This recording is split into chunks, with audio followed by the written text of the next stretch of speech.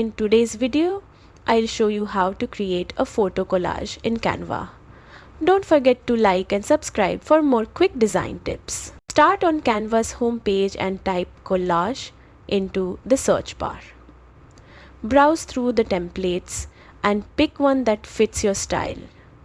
Canva has everything from simple grids to more creative layouts. Once you select a template, click Customize. Here you can adjust the layout, colors and text to make it truly your own. Next, upload your photos by clicking the Uploads tab on the left-hand panel. Drag and drop your images into the template, resizing and arranging them until your collage looks perfect. When you're happy with your design, hit download and choose your preferred format.